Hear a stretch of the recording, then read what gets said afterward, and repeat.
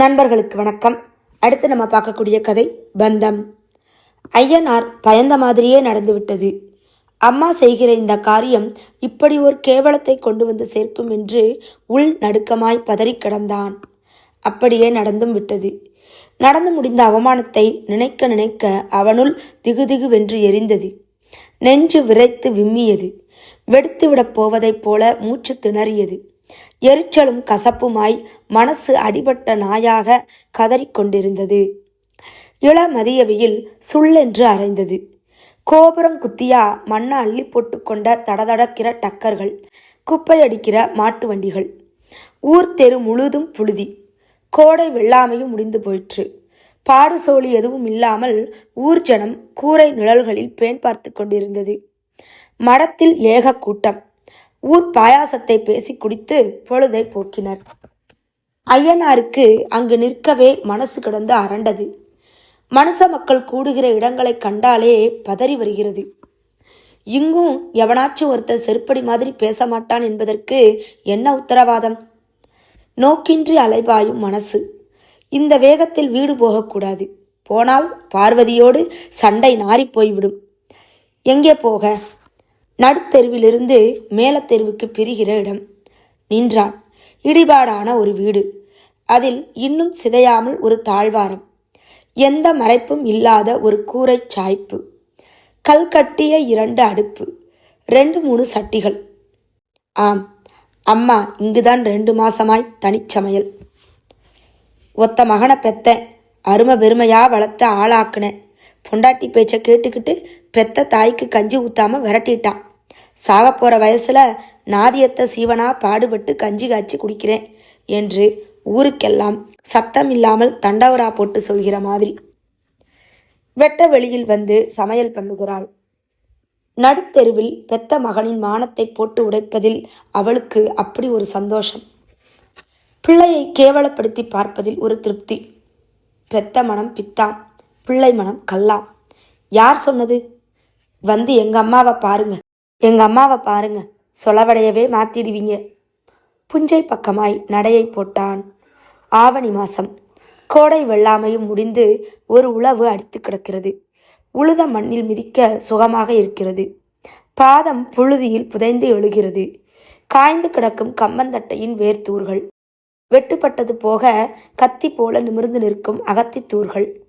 உழுத மண் தாய்மடியைப் போல காலுக்கு சுகமாய் இதமாய் ஒரு நைப்பான தன்மையாய்.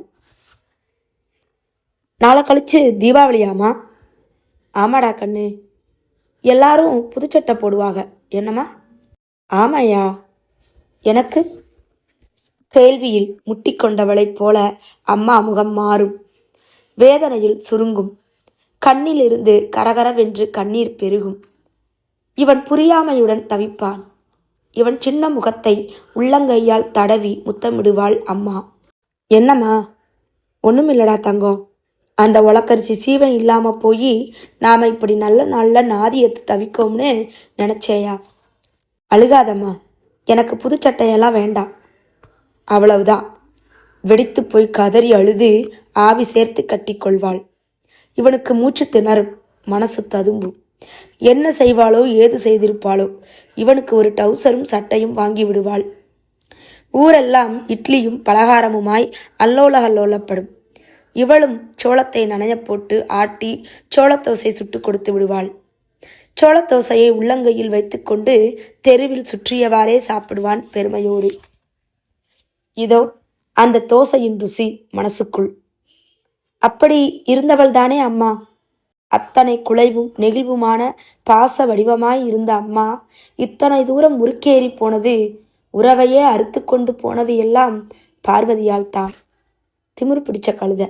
அவங்க அப்பனை போல குணம். அதே ராங்கி, அகம்பாவம். வாய், உடம்பு பூரா வாய்.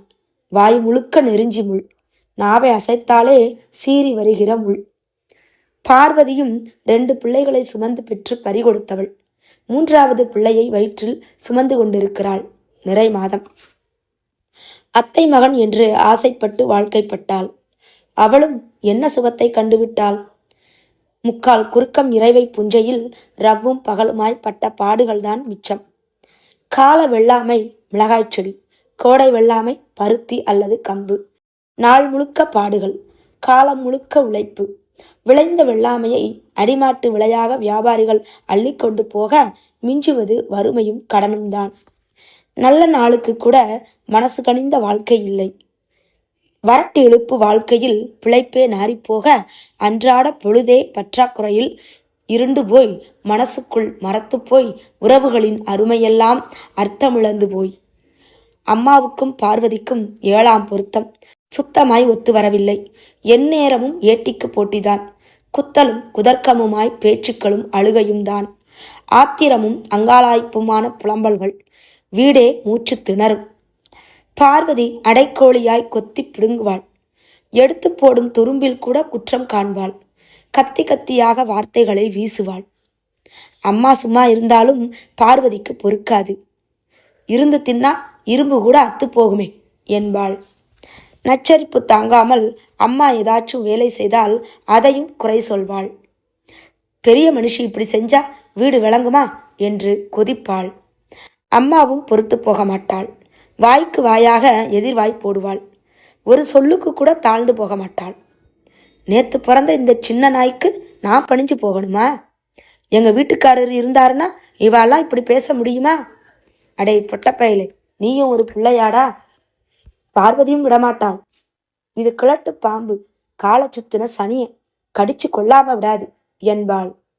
மாமியார் மருமகள் சண்டையில் வீடு நாறும். நடுவில் கிடந்து கொண்டு இவன் அல்லாடுவான். எந்த பக்கமும் சாய முடியாது. 2 பக்கமும் பொல்லாப்பும் வசவும் தான். அவர்கள் சண்டை ஒரு நாள் ரொம்ப உச்சகட்டத்துக்கு எட்டிவிட்டது.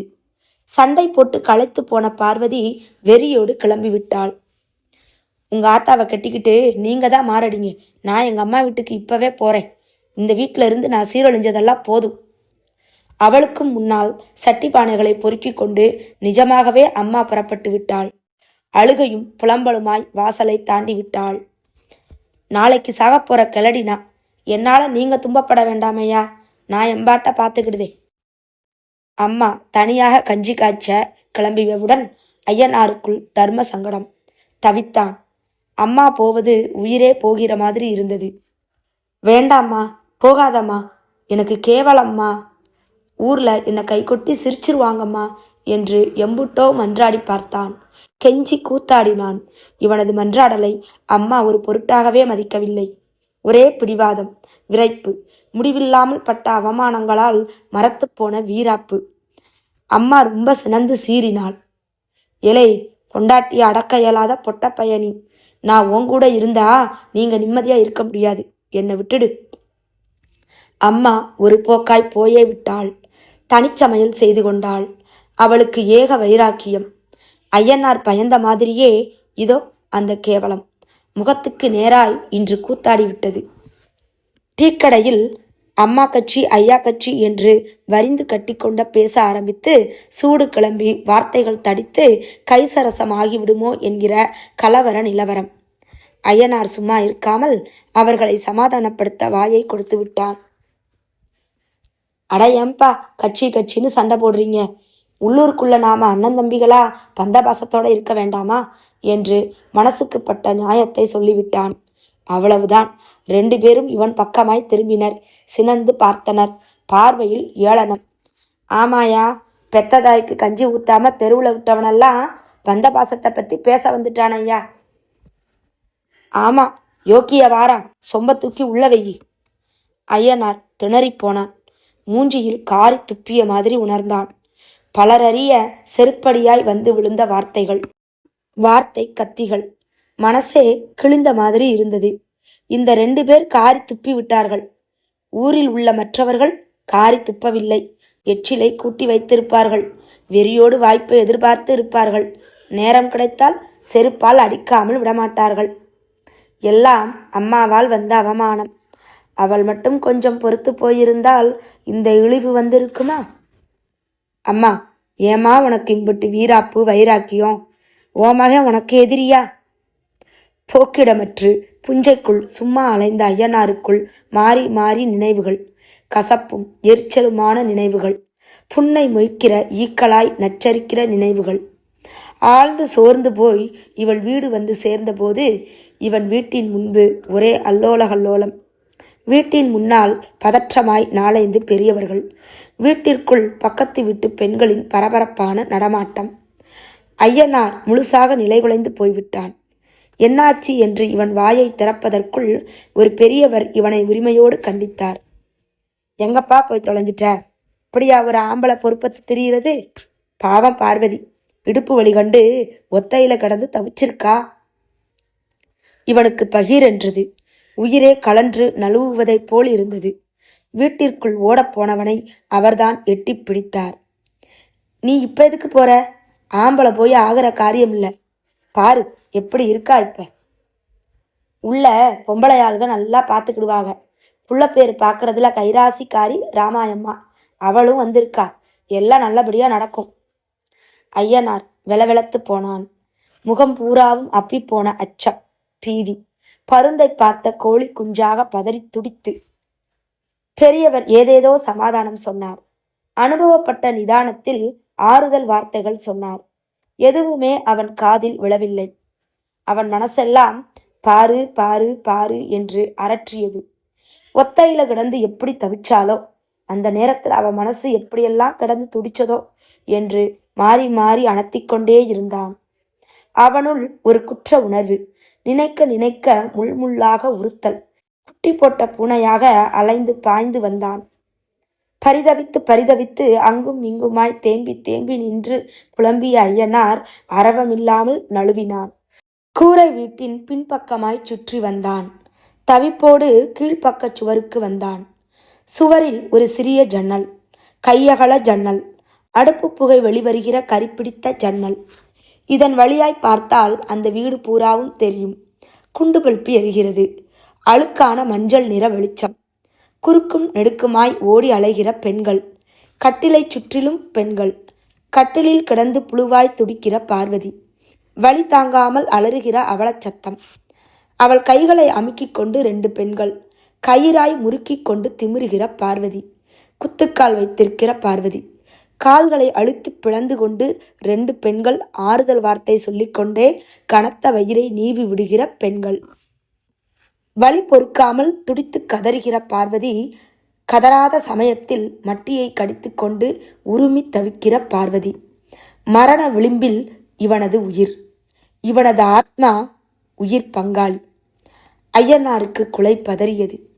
தொடை எலும்பே உருவிக்கொண்ட மாதிரி கால்களில் ஒரு தளர்ச்சி, ஒரு நடுக்கம், மனம் முழுக்க பதற்றம். உயிர் போகிற மாதிரி அவஸ்தையில் துடிக்கிற துடிப்பை அந்த பாதரவை காண சகிக்கவில்லை. மனம் படபடத்தது. கண்கள் இருட்டிக் கொண்டு வந்தது. அம்மம்மா, பிரசவம்னா இதுதானா? உயிர் வாதனையா? இத்தனை வேதனைப்படுத்தியா ஒரு குழந்தை பிறக்குது? பெண்ணே, நீ பாவப்பட்ட ஜென்மம்தான். அவனுள் பார்வதியின் துடிப்பும் கதறலும் மீண்டும் மீண்டுமாய் அலையலையாய் மனசின் பிசைவாள். ஒரு சின்ன குரல், பூமியை பார்த்து அரண்டு போய் வீர் வீர் என்று வீரிடுகிற உயிர்க்குரல். ஆம்பளை புள்ள என்று ராமாயம்மாளின் சந்தோஷ குரல். இவனுக்குள் பீரிட்டு இவனையே அடித்துச் செல்கிற இன்ப பிரவாகம், சந்தோஷ பரவசம். இவன் அரவமில்லாமல் சுற்றி கொண்டு வீட்டு முற்றத்துக்கு வந்து சேர உள்ளிருந்து 3 தடவை குலவை சத்தம். ரொம்ப நேரம் கழித்துதான் அவன் உள்ளே போக முடிந்தது.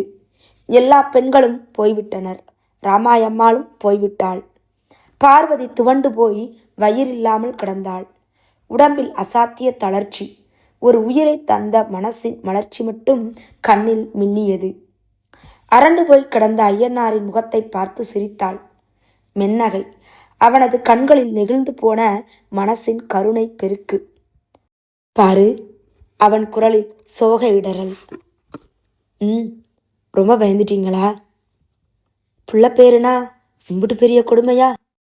சகிக்க முடியாத ரணவேதனை இல்லை பாரு. ஆமாம், ஒவ்வொரு பிரசவமும் பொம்பளைக்கு மறுபழப்பு தான். செத்து பழக்கிற மாதிரி தான். நீ துடிச்ச துடிப்ப இந்த ஜன்னல் வழியா பார்த்தேன். பார்வதியின் முகம் வெட்கத்தில் 8 கோணலாய் கோணியது. சி, இப்படியும் ஒரு ஆம்பளையா? செல்ல சினுங்களாய் கண்டித்தாள். பார்க்க பார்க்க பாவமாக இருந்துச்சு பாரு. பொம்பளை ஜம்மமாக பிறந்துட்டா இதான் தலையெழுத்து. பிள்ளைய பாருங்க. இருக்கட்டும் இருக்கட்டும். ஏங்க, இந்த பைய நாம் தவங்குற காலத்தில் கஞ்சி ஊற்றுவானா காரி துப்புவானா? பெருமை ததும்பலோடு செல்ல சினுங்களாய் கேட்ட பார்வதியின் கேள்வியால் நெங்குருகி போன ஐயனாருக்குள் அலையலையாய் நினைவுகள். சோளத்தோசை சுட்டு தந்த அம்மா, ஆவி சேர்ந்து கட்டி தழுவிக்கொண்ட அம்மாவின் முகம். எம்பாரு, நான் ஒன்று கேட்கட்டா? வருத்தப்பட மாட்டியே? கேளுங்க. கனிந்த அவளின் மிருதுவான குரல். என்ன பெத்தெடுக்கிறப்பவும் எங்கள் அம்மா இப்படித்தானே சங்கடப்பட்டிருப்பா இல்லை பாரு. அவன் குரலை வேறொரு தொனியாக ரொம்ப மிருதுவாக ஒலித்தது. அவனது கேள்வியில் அவள் மெல்லிசாக அதிர்ந்தாள். அந்த அதிர்வு ஆள் மனசு வரை படர்ந்தது. அவள் கண்ணில் ஒரு துடிப்பு, அறுபட்ட பள்ளி வாளாக மெல்லிய துடிப்பு. ரோமம் அடர்ந்த அவனது மணிக்கட்டை வாஞ்சையோடு பற்றி அழுத்தினாள். அவனது கண்ணுக்குள் ஆழமாய் மிருதுவாய் பொருந்தி பார்த்தாள். அவனது மனசையே பார்ப்பது போல, மனசின் மடிப்புகளின் உள் நிழல்களை விரித்து விரித்து படிப்பது போல அப்படி பார்த்தாள். சாயங்கால வேலை முடிந்து வந்த அம்மா தகவல் அறிந்தவுடன் ஓடி வந்தாள். மகனையோ மருமகளையோ ஏறிட்டு கூட பார்க்கவில்லை. பேரனை கொஞ்ச ஆரம்பித்து விட்டாள். என் ராசா, என் தங்கப்பெட்டி, என் பொன்னுரதம், என் கண்ணு. அவள் மறந்து கூட மருமகளை நிமிர்ந்து பார்க்கவில்லை. பகையாளிகள் கடித்து துப்பிய அற்ப பதர்கள். ஆனால் பார்வதி மெல்ல குரல் கொடுத்தாள். அத்தை. பார்வதியின் குரல் மென்மையாக இருந்தது, ஒரு பந்தமும் பாந்தமுமாய். அவள் குரல் புது தொனியில் ஒலித்தது. பேரனை கொஞ்சிக்கிட்டு இனிமே அம்மா இங்கேயே இருந்துருவாள். ஐயனாருக்குள் சந்தோஷ பூக்கள்.